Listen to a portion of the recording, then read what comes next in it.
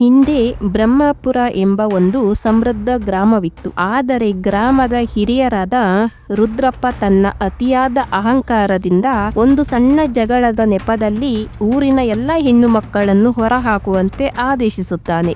ಗಂಡಸರೇ ಸಾಕು, ನಾವೇ ಈ ಊರನ್ನು ಸ್ವರ್ಗ ಮಾಡುತ್ತೇವೆ ಎಂದು ಸವಾಲು ಹಾಕುತ್ತಾನೆ. ಆದರೆ ಊರಿನ ದೇವಸ್ಥಾನದ ಪೂಜಾರಿ ಒಂದು ಎಚ್ಚರಿಕೆ ನೀಡುತ್ತಾರೆ. ಯಾವ ಊರಿನಲ್ಲಿ ಹೆಣ್ಣಿನ ಹೆಜ್ಜೆ ಗುರುತು ಇರುವುದಿಲ್ಲವೋ ಅಲ್ಲಿ ಪ್ರಕೃತಿಯೂ ಮುನಿಯುತ್ತದೆ ಎಂದರು. 10 ವರ್ಷಗಳು ಕಳೆದು ಹೋಯಿತು.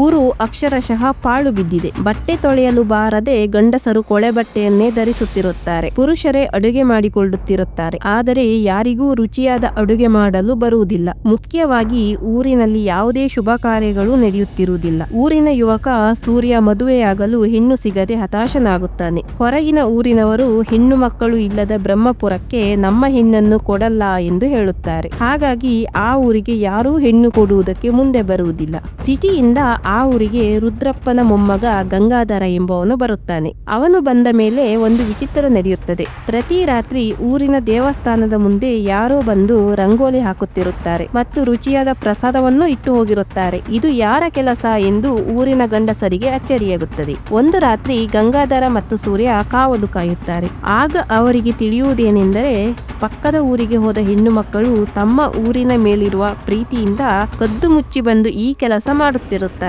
ಇದನ್ನು ನೋಡಿದ ರುದ್ರಪ್ಪನಿಗೆ ತನ್ನ ತಪ್ಪಿನ ಅರಿವಾಗುತ್ತದೆ. ನಾನು ಅಹಂಕಾರದಿಂದ ಅವರನ್ನು ಹೊರಹಾಕಿದೆ, ಆದರೆ ಅವರು ಪ್ರೀತಿಯಿಂದ ನಮ್ಮನ್ನು ಇನ್ನೂ ನೋಡಿಕೊಳ್ಳುತ್ತಿದ್ದಾರೆ ಎಂದು ಕಣ್ಣೀರಿಡುತ್ತಾನೆ. ರುದ್ರಪ್ಪನೇ ಖುದ್ದಾಗಿ ಪಕ್ಕದ ಊರಿಗೆ ಹೋಗಿ ಹೆಣ್ಣು ಮಕ್ಕಳ ಕಾಲಿಗೆ ಬಿದ್ದು ಕ್ಷಮೆ ಕೇಳುತ್ತಾನೆ. ಊರಿನ ಗಂಡಸರೆಲ್ಲರೂ ಸೇರಿ ಹೆಣ್ಣು ಮಕ್ಕಳನ್ನು ಅದ್ದೂರಿಯಾಗಿ ಮೆರವಣಿಗೆಯ ಮೂಲಕ ಊರಿಗೆ ಕರೆತರುತ್ತಾರೆ. ಅಂದು ರಾತ್ರಿ ಊರಿನ 10 ವರ್ಷಗಳ ನಂತರ ದೀಪೋತ್ಸವ ನಡೆಯುತ್ತದೆ. ಈ ಕಥೆಯ ನೀತಿ: ಅಹಂಕಾರವು ಸಂಬಂಧಗಳನ್ನು ಮುರಿಯಬಹುದು, ಆದರೆ ಕ್ಷಮೆಯು ಇಡೀ ಊರನ್ನೇ ಉಳಿಸಬಲ್ಲದು. ಮನೆಯಲ್ಲಿ ಹೆಣ್ಣು ಇರುವುದು ಕೇವಲ ಕೆಲಸಕ್ಕಲ್ಲ, ಅವಳು ಆ ಮನೆಯ ಸಂಸ್ಕೃತಿ ಮತ್ತು ದೀಪವಿದ್ದಂತೆ. ಈ ಕತೆ ನಿಮಗೆ ಇಷ್ಟವಾದರೆ ಲೈಕ್ ಮಾಡಿ.